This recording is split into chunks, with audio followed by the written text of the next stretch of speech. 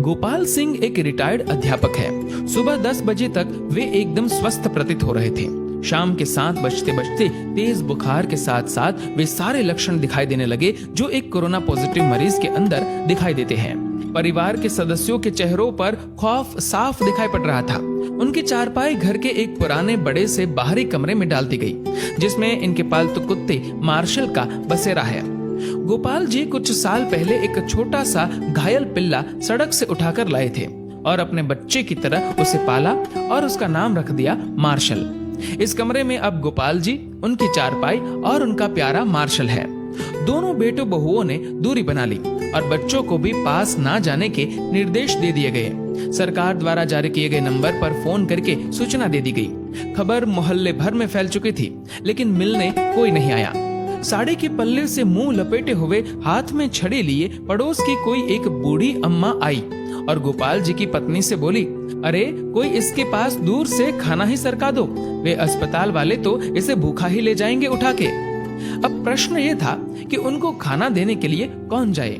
बहुओं ने खाना अपनी सास को पकड़ा दिया। अब गोपाल जी की पत्नी के हाथ थाली पकड़ते ही कांपने लगे, पैर मानो खूंटे से बांध दिए गए हो। इतना देखकर वह पड़ोसन बोली, अरे तेरा तो पति है, तू भी किन ख्यालों में पड़ी है? मुंह बांध के चली जा और दूर से थाली सरका दे, वो अपने आप उठाकर खा लेगा। सारा वार्तालाप गोपाल जी चुपचाप सुन रहे थे। उनकी आंखें नम थी और कांपते होठों से उन्होंने कहा कि कोई मेरे पास ना आए तो बेहतर है, मुझे भूख भी नहीं है। इसी बीच एम्बुलेंस आ जाती है और गोपाल जी को एम्बुलेंस में बैठने के लिए बोला जाता है। गोपाल जी घर के दरवाजे पर आकर एक बार पलटकर अपने घर की तरफ देखते हैं। पोती पोते पहली मंजिल की खिड़की से मास्क लगाए दादा को निहारते हुए और उन बच्चों के पीछे सर पर पल्लू ओढ़े उनकी दोनों बहुएं दिखाई पड़ती है। घर के दरवाजे से हटकर बरामदे पर दोनों बेटे काफी दूर अपनी माँ के साथ खड़े थे। विचारों का तूफान गोपाल जी के अंदर उमड़ रहा था। उनकी पोती ने उनकी तरफ हाथ हिलाते हुए टाटा एवं बाय बाय कहा। एक क्षण को उन्हें लगा कि जैसे जिंदगी ने अलविदा कह दिया हो। गोपाल जी की आंखें लबलबा उठी। उन्होंने झुककर अपने घर की दहलीज को चूमा और एम्बुलेंस में जाकर बैठ गए। उनकी पत्नी ने तुरंत पानी से भरी बाल्टी घर की उस दहलीज पर डाल दी जिसको गोपाल जी चूमकर एम्बुलेंस में बैठे थे। इसे तिरस्कार कहो या मजबूरी, लेकिन ये दृश्य देखकर कुत्ता भी रो पड़ा और उसी एम्बुलेंस के पीछे पीछे हो लिया जो गोपाल जी को अस्पताल लेकर जा रही थी। गोपाल जी अस्पताल में 14 दिनों के ऑब्जर्वेशन पीरियड में रहे।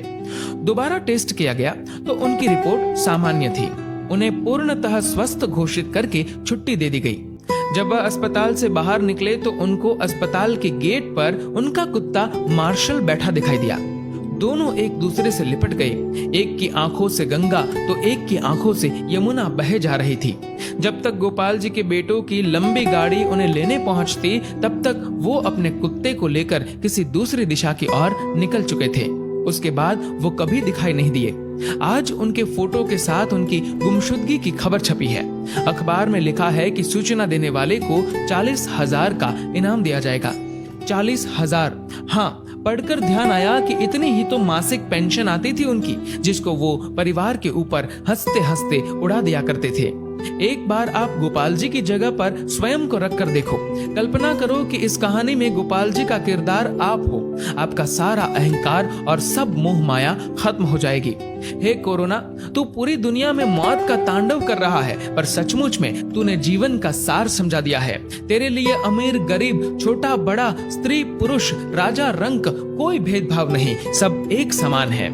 इसीलिए मैं आपसे निवेदन करता हूँ कि कुछ पुण्य कर्म कर लिया कीजिए। जीवन में कुछ नहीं है, कोई अपना नहीं है। जब तक स्वार्थ है तभी तक आपके सब है। जीवन एक सफर है, मौत उसकी मंजिल है। मोक्ष का द्वार कर्म है, यही सत्य है। दोस्तों, इस वीडियो को लेकर आपकी क्या राय है, नीचे कमेंट करके जरूर बताएगा। और अगर आपको ये वीडियो अच्छा लगा तो इस वीडियो को लाइक करेगा, शेयर करेगा ज्यादा से ज्यादा लोगों तक। और ऐसे ही और भी इंस्पिरेशनल वीडियोस के लिए सब्सक्राइब करें हमारे यूट्यूब चैनल को और फेसबुक पर फॉलो करें हमारे पेज को। धन्यवाद।